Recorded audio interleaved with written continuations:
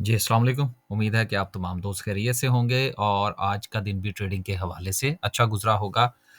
Market का आज आगाज़ बहुत अच्छा था। लकी की वजह से लकी ने मार्केट को जो है वो इंडेक्स को बेसिकली कहना चाहिए सपोर्ट किया।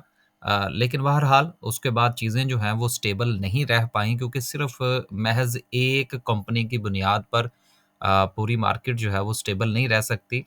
बाकी सेक्टर्स जो हैं वो आज प्रॉफ़िट टेकिंग का शिकार रहे। यहाँ आप शॉर्ट सेलिंग भी कह सकते हैं बहरहाल। दोनों जुमले जो हैं वो यकीनन पूरे उतरते हैं आज की मार्केट की कंडीशन पर। मार्केट का आज का हाई 1,13,500 का है और मार्केट की क्लोजिंग 1,12,000 पर है, तो रफ़ली 1500 पॉइंट्स जो हैं वो आज मार्केट ने लूज़ किए हैं। कल भी हमने इस बात की तरफ इशारा किया था कि हमने कल कोई बाइंग नहीं की और आज पहले सेशन में भी हमारा कोई बाइंग करने का इरादा नहीं था, ना ही हमने की। सेकंड सेशन में बहरहाल कुछ एक्टिविटी हमने की, उस पर इंशाल्लाह आगे चल के बात करते हैं।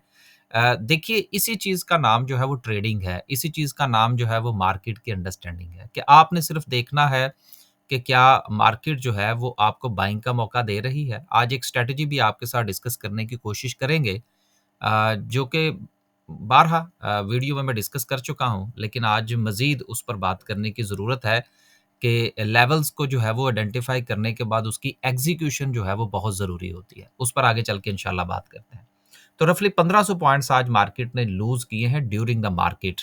लेकिन क्लोजिंग पर हमें 478 500 पॉइंट्स जो हैं वो निकलते हुए नज़र आ रहे हैं। लेकिन अगर ये कहा जाए कि मार्केट के पाँव उखड़ गए हैं, तो शायद उस इसके इसके कहने में मुज़ायका नहीं होगा क्योंकि मार्केट लगातार अपने एक ही रेज़िस्टेंस को बार-बार, बार-बार जो है वो टच करने की कोशिश कर रही थी। लेकिन मार्केट में इतनी जान नहीं थी, मार्केट में इतना मोमेंटम नहीं था कि वो रेज़िस्टेंस को ब्रेक कर सके। तो अभी तक मार्केट का जो ट्रेंड है वो नेगेटिव ही है, मेरे कागज़ों में। ये कागज़ों का लफ़्ज़ मैंने इसलिए इस्तेमाल किया कि हर एनालिस्ट की और मार्केट को देखने वाले दोस्त की जो राय है, वो यकीनन मोहतरम है। मेरी नज़र में बहरहाल मैं गुज़िश्ता काफ़ी दिनों से कह रहा हूँ कि मार्केट जो है, वो जब तक एक सर्टेन लेवल से ऊपर नहीं जाएगी, इसका ट्रेंड पॉज़िटिव नहीं होगा।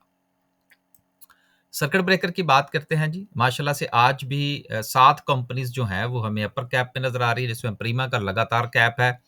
उसके साथ लकी एक बहुत अच्छे वॉल्यूम के साथ कैप हुआ और मार्केट को सपोर्ट किया। अब इसके साथ फिर सीमेंट सेक्टर जो था वो थोड़ा-थोड़ा सा बेहतर परफ़ॉर्म करता रहा, लेकिन माँ सिवाय लकी के बाकी जो हैं वो हमें कुछ सस्टेन करते हुए नज़र नहीं आए। लकी इट्सेल्फ जो है वो ठीक है, सीमेंट सेक्टर के अंदर मौजूद है, लेकिन लकी के कारोबार जो हैं वो बड़े मुख्तलिफ हैं। यूँ समझ लीजिए कि लकी और एंग्रो कॉर्पोरेशन जो है, ये रफ़ली मिलते-जुलते से बिज़नेसेस थे इनके। एंग्रो कॉर्पोरेशन तो ख़ैर अब नहीं रहा, वो तो माज़ी का जो है वो किस्सा-ए माज़ी बन गया। लेकिन लकी का जो कारोबार है वो चूँकि थोड़ा-सा मल्टी डायमेंशनल है, तो इसलिए इसको इसका चूँकि मेन बिज़नेस तो बहरहाल सीमेंट का ही है, लेकिन उसके साथ दीगर कारोबार हैं, तो ये भी एक जो है वो मदर कंपनी जो है वो कहलाती है। आगे चलते हैं जी, लोअर कैप की बात करते हैं, लोअर कैप में कुछ नहीं है। सेक्टर वाइज़ बात करें, तो आज सेक्टर में सीमेंट सेक्टर 335 पॉइंट्स, जिसमें से सारे के सारे पॉइंट्स जो है वो लकी सीमेंट के हैं। उसके साथ फर्टिलाइज़र ने थोड़ा-सा मूव किया, स्टेबल होने की कोशिश की, जिसमें एफएफसी और इफर्ट ने थोड़ा-सा किरदार अदा किया। लूज़ करने की तरफ बात करें तो ऑयल एंड गैस और इन्वेस्टमेंट बैंक यानी कि एंग्रो होल्डिंग इटसेल्फ जो है, वो हमें काफ़ी ज़्यादा प्रेशर में नज़र आया। उसके साथ ऑयल एंड गैस मार्केटिंग ने में भी सिचुएशन जो है, वो जू की तू रही। बेसिकली जो ऑयल एंड गैस मार्केटिंग है, उसमें पीएसओ, पीआरएल पीआरएल तो खैर रिफाइनरी में है, लेकिन पीएसओ पे भी प्रेशर रहा। उसके साथ जो कल की खबर थी पीएसओ के हवाले से, जो हमने डिस्कस भी की थी, उसमें पीआरएल भी चूँकि इसकी एक ज़ैली कंपनी है, तो उसके बंद होने की खबर है, वो आगे चल के हम शामिल करेंगे। तो मिला-जुला सा रुझान जो है, वो आज ऑयल एंड गैस मार्केटिंग में भी रहा। मिला-जुला मैंने इसलिए कहा क्योंकि बहुत ज़्यादा जो है वो डिक्लाइन नहीं देखने को मिला, कोई लोअर कैप्स नहीं लगे।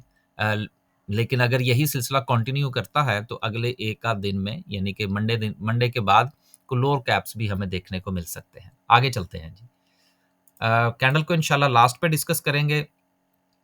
आज सारा दिन हमने कुछ बाय नहीं किया, सिर्फ जीसीआईएल बाय किया था सेकंड सेशन में, वो ठीक परफॉर्म कर गया और near to the market closing जो है वो हमने कोई एक दो शेयर्स देखे ताकि मंडे वाले दिन थोड़ा एक्टिविटी जो है वो जनरेट हो जाए।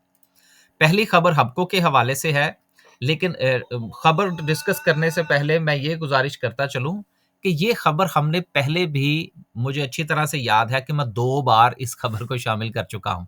ये तीसरी बार है कि हबको जो है वो पीएसओ के साथ मिलके चार्जिंग स्टेशंस लगाने जा रहे हैं और चार्जिंग स्टेशंस जो है वो पीएसओ के पेट्रोल पंप्स पर लगेंगे। लेकिन उसकी जो सारी समझ लीजिए कि उसकी जो मैनेजमेंट होगी या दीगर मामलात होंगे, यानी कि स्पेस जो है वो पीएसओ फ्राहम करेगा और बाकी इंफ्रास्ट्रक्चर जो है वो हबको का होगा। ये बड़ी पुरानी खबर है। सिर्फ ये शामिल करने का मकसद क्या था? मकसद ये है कि अगर आप वाक़यतन एक्टिवली स्टॉक मार्केट में काम करते हैं, तो फिर इन तमाम चीज़ों पर नज़र रखने की ज़रूरत होती है कि कोई खबर नई आई है या पुरानी खबर जो है वो शर्तिया नए प्रिंटों के साथ जो है वो शाया की गई है। तो ये पुरानी खबर है, इसके ऊपर इतने कान धरने की ज़रूरत नहीं है। अगली खबर जो है वो बर्जर के रिज़ल्ट के हवाले से है, जिसमें 14.68% की ग्रोथ जो है वो इसने शो की है। तो यकीनन अच्छी ग्रोथ है। केमिकल सेक्टर में आज लकी कोर ने भी अच्छा परफ़ॉर्म किया। इसने भी परफ़ॉर्म किया। जो बड़ा निमर है, जो निमर इंडस्ट्रीज़ है, उसकी उसकी भी हमने कल खबर पढ़ दी थी। साथ में आज छोटे निमर की भी खबर है, उसकी भी प्रॉफ़िटेबिलिटी में इज़ाफ़ा हुआ है। तो केमिकल सेक्टर में हमें थोड़ी जो है वो हिलजुल नज़र आ रही है। अगली खबर पीआरएल के हवाले से है, जिसको अभी मैंने पहले भी ज़िक्र किया पीएसओ के साथ, कि पीआरएल जो है वो शट डाउन हो गई है मेंटेनेंस के हवाले से 15 से 20 फरवरी तक। देखिए ये रिफाइनरीज़ के अंदर भी और ख़ास तौर पर जो बड़ी इंडस्ट्रीज़ हैं, उनमें ये शट डाउन चलते रहते हैं। तो इस हवाले से परेशान होने की ज़रूरत नहीं है। हाँ, आज पीआरएल के ऊपर जो प्रेशर आया उसमें यकीनन इसका किरदार होगा, लेकिन वजह ये है कि मार्केट का ट्रेंड भी तो आप देखें ना। आप सिर्फ मेंटेनेंस के लिए कंपनी के बंद होने की वजह से नहीं कह सकते कि जी शेयर के ऊपर प्रेशर था। नहीं, बिल्कुल ऐसा नहीं है। मार्केट इट्सेल्फ प्रेशर का शिकार है। तो साथ में अगर छोटी-मोटी खबर आ जाए तो फिर वो नैले पे दैला हो जाता है। इसी तरह से अगर फ़र्ज़ करें कि अगर मार्केट का ट्रेंड पॉज़िटिव हो और किसी कंपनी के हवाले से थोड़ी-सी भी मुस्बत खबर आ जाए तो उसमें हमें अच्छा खासा गेन देखने को मिलता है। तो बेसिकली ये सिलसिला ट्रेंड के साथ चल रहा होता है जो कि मोमेंटम बनाता है अपसाइड और डाउनसाइड दोनों तरफ। तो इसको ज़रूर आप फैक्टर इन किया करें छोटी-छोटी चीज़ों को। ये फ्यूचर में आपकी अंडरस्टैंडिंग में बड़ा अच्छा इज़ाफ़ा करेंगी। आगे चलते हैं जी। अगली खबर जो है वो ट्राईपैक के हवाले से है, जिसकी जो है वो स्ट्रॉन्ग रेवेन्यू ग्रोथ हुई है 18% के करीब। इसके हालात पिछले दिनों काफ़ी माड़े थे, लेकिन अब बहरहाल इसमें बेहतरी जो है वो आती हुई नज़र आ रही है। अगली खबर छोटे निमर के हवाले से थी, जो निमर रेज़न लिमिटेड है। इसके 6% का राइज़ है, बहुत अच्छा राइज़ है। जितने का शेयर है उस पॉइंट ऑफ व्यू से यकीनन अच्छा राइज़ है। हमने बहरहाल इसको अपने स्विंग ट्रेड ग्रुप में जो है वो रिकमेंड कर रखा है। अब यहाँ पर ग्रुप की बात चल निकली। एक चीज़ आप ज़रूर ज़हन में रखा करें, चाहे आप हमारी सर्विसेज़ लेना चाहते हैं या किसी और के साथ काम करना चाहते हैं, लेकिन उससे पहले आप डिसाइड कर लिया करें कि आया कि आप डे ट्रेडर हैं या कि आप स्विंग ट्रेडर हैं। क्योंकि बहुत सारे दोस्त अहबाब जो हमसे राब्ता करते हैं, चूँकि हमारे 2 ग्रुप्स हैं, एक स्विंग का है और स्विंग ग्रुप जो है इसमें हम जो कॉल्स देते हैं, वो मार्केट की क्लोजिंग के बाद होती है और ख़ास तौर पर इन 2 वीक्स के अंदर पुराना गुज़रा है, यानी कि पुराने से मुराद जो पिछला वीक था, उसमें हमने को ख़ास जो है वो कॉल्स नहीं दी। वजह क्या है? सर मार्केट है ना, मार्केट आपको मौका देगी तो हम स्विंग की ट्रेड करेंगे ना। स्विंग की ट्रेड होती किस वक़्त है? फ़र्ज़ करें एक शेयर था, उसने अपना एक हाई बनाया, अब हाई बनाने के बाद वो शेयर जो है वो नीचे आ रहा है। अब जब तक ये शेयर किसी जगह पर पाँव नहीं लगाएगा, हम इसकी स्विंग की कॉल जनरेट नहीं कर सकते। ड्यूरिंग द डे तो हम देख रहे होते हैं, ठीक है, कहीं से भी हम कॉल ले सकते हैं, स्टॉप लॉस ले सकते हैं, माइंड को चेंज कर सकते हैं, एग्ज़िट ले सकते हैं, लेकिन स्विंग में ऐसा नहीं होता। तो स्विंग की कॉल होती भी थोड़े लंबे अरसे के लिए है। तो ये मैंने तफ़सील इसलिए गुज़ारिश कर दी कि अगर आप ग्रुप जॉइन करना चाहते हैं, तो उससे पहले आपको पता हो कि आपने स्विंग का ग्रुप जॉइन करना है या डे का करना है। डे में तो हम ड्यूरिंग द डे काम कर रहे होते हैं, आफ्टर मार्केट क्लोजिंग जो है उसमें कोई एक्टिविटी नहीं होती। और स्विंग का ग्रुप जो है, वो वैसे ही अकॉर्डिंग टू सिचुएशन चलता है और ये उन लोगों के लिए बनाया गया है, जो सारा दिन स्टॉक मार्केट को अपनी स्क्रीन पर नहीं देख सकते, वो बिज़ी लोग हैं। तो उनके लिए ये स्विंग ट्रेड का ग्रुप है। साथ में हमने अपनी पब्लिसिटी भी कर दी, ज़रूरी होती है जी। सिलसिला जो है वो इसी तरह से चलता है। खैर, अगली खबर जो है वो रुपये के हवाले से है, जो कि लगातार तीसरे दिन जो है वो लूज़ कर रहा है। देखिए, अब चूँकि बनना है बजट, और बजट के हवाले से जो है वो अब प्लानिंग ये हो रही है कि डॉलर की जो प्राइस है उसको कहाँ पर एडजस्ट करना है हमारे बजट की कैलकुलेशन के लिए। तो चूँकि अभी भी हमारे हालात इतने तो नहीं बदले कि हम जो है वो अपने रुपये को डीवैल्यू ना करें, तो डीवैल्यू तो होगा एक ख़ास हद तक। खबर हमारे पास है, लेकिन हम ये चाहते हैं कि कोई बंदा प्रिंट कर दे तो हम वो खबर पढ़ दें, ताकि वो पढ़ी हुई खबर जो है उसका फिर हमारे ऊपर कोई बात नहीं आती उसकी। आगे चलते हैं जी। अगली खबर जो है वो कोर्डोबा लॉजिस्टिक्स के हवाले से है, जिन्होंने एसईसीपी से परमिशन ले ली है नॉन बैंकिंग फाइनेंशियल कंपनी बनाने के लिए। ये basically asset management company type आप कह सकते हैं। इक्विटीज और प्राइवेट फंड्स को ये मैनेज करेंगे। एनबीएफसीज का किरदार जो है वो स्टॉक मार्केट के साथ बड़ा गहरा होता है, ये भी जहन में रखिएगा। तो इसके हवाले से इस कंपनी के ऊपर पॉजिटिव इम्पैक्ट आएगा। आगे आपके पास अगर मौजूद है तो आप फैसला अपना खुद फरमाइए। आखिरी खबर जो है वो एफबीआर के हवाले से है, जिससे हुकूमत ने अब एक नया ऑफिस बनाया है कि जिसमें टैक्स पॉलिसी के हवाले से पावर्स जो हैं वो एफबीआर से लेकर उसको दे दी गई हैं। ये भी आईएमएफ की तरफ से दबाव था। देखिए, आईएमएफ के सारे काम बुरे नहीं हैं। गो के अब पिछले दिनों आईएमएफ की जो एक्टिविटीज़ हैं हमारे मुल्क के अंदर, वो यकीनन ऐसी नहीं है कि जिनको सपोर्ट किया जा सके, लेकिन हमारी भी बहुत सारी मजबूरियाँ हैं। लेकिन आईएमएफ की बहुत सारी चीज़ें ऐसी हैं कि अगर हमने उनको फ़ॉलो कर लिया, जिसमें अ हमारे मुख्तलिफ़ किस्म के जो है वो डाउनसाइज़िंग है, महकमों की प्राइवेटाइज़ेशन है, इसके साथ जो ट्रांसपेरेंसी है अखराजात की वो शामिल है। जो सफ़ेद हाथी हैं हमारे इदारे, उनकी प्राइवेटाइज़ेशन है।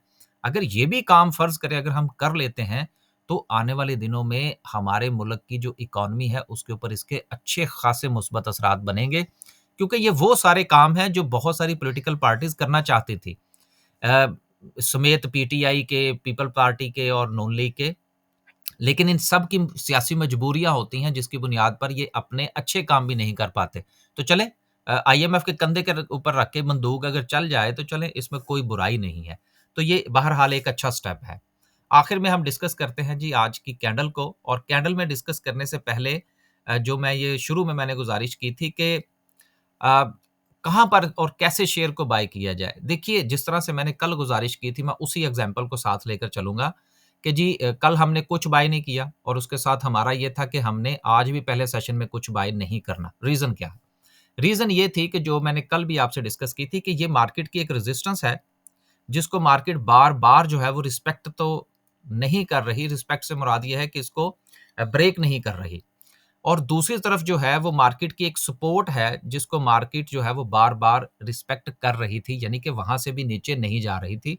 1,12,500 और रेजिस्टेंस जो थी वो 1,13,500 की थी।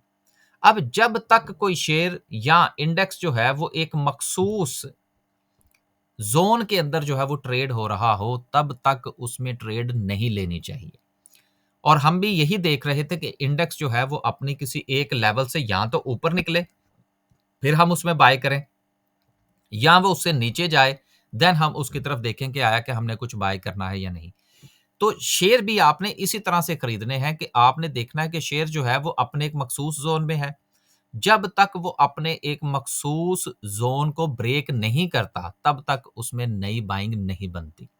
और अगर वो ऊपर की तरफ आपको ब्रेकआउट दे देता है, साथ में अच्छे वॉल्यूम के साथ, तो यकीनन आप उसमें बाइंग कर सकते हैं। जीसीआईएल को आज जो हमने बाय किया था, वो इसी स्ट्रैटेजी के तहत किया था, और उसमें बहरहाल अच्छा गेन जो था वो हमें देखने को मिला।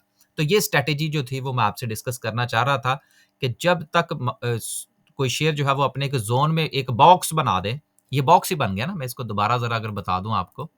ये देखें ना, ये एक बॉक्स है ना, अब इस बॉक्स में से जब तक ये बाहर नहीं निकलता, तब तक सूरत-ए-हाल बेहतर नहीं हो सकती। और एक चीज़ आप ज़रूर ज़हन में रखिएगा, चूँकि ये नीचे से आ रहा था और देन ये साइडवेज हुआ तो इसके अगेन नीचे के जाने के चांसेस जो हैं वो ज़्यादा बनते हैं। बिल्कुल उसी तरह से अगर ये ऊपर से आके देन यहाँ पर इस तरह से अगर ये ट्रेड करता है तो फिर इसके वापसी के चांस जो हैं वो ज़्यादा होते हैं। ये बहरहाल एक चार्ट पैटर्न्स होते हैं, कैंडलस्टिक के पैटर्न्स होते हैं, ये एक अलग से मौज़ू है। सिर्फ़ जो है वो आपने ये देखना है कि कोई शेयर जो है क्या वो अपने एक मख़सूस बॉक्स में जो है वो ट्रेड हो रहा है। जब तक वो बॉक्स में है उसको अवॉइड करना है। अप और डाउन साइड आपने उसके में देखना क्या तब्दीली होती है, देन आपने उसमें ट्रेड बनानी है, अदरवाइज़ उसको इग्नोर कर देना है। अब आते हैं वापस इंडेक्स के ऊपर।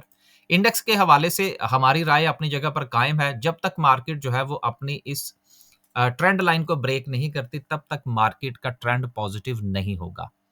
हमने near to the market closing जो है वो कुछ शेयर्स को क्यों बाय किया, इसलिए कि मार्केट ने जब ये अपनी सपोर्ट ब्रेक की, जो कि 1,12,500 की थी, तो हमने डिसाइड किया कि अब हम बाइंग नहीं करेंगे और नज़र हमारी जो है वो अब हमारी नेक्स्ट सपोर्ट की है, जो कि 1,11,750 की है। अगर मार्केट इसको रिस्पेक्ट करेगी तो हम कुछ बाय करेंगे, अदरवाइज़ हम नहीं करेंगे। तो मार्केट ने जब इसको रिस्पेक्ट किया, यहाँ पर हमें थोड़ा-सा वॉल्यूम जनरेट होता हुआ नज़र आया, देन हमने कुछ 1-2 शेयर्स के अंदर जो है वो बाइंग की मंडे के लिए। इसी चीज़ का नाम जो है वो छोटी-सी स्ट्रैटेजी है कि आपने सपोर्ट को देखना है, रेजिस्टेंस को देखना है और मार्केट के बदलते हुए रंग को देखना है। क्या मार्केट जो है वो सपोर्ट को रिस्पेक्ट कर रही है या रेजिस्टेंस को रिस्पेक्ट कर रही है?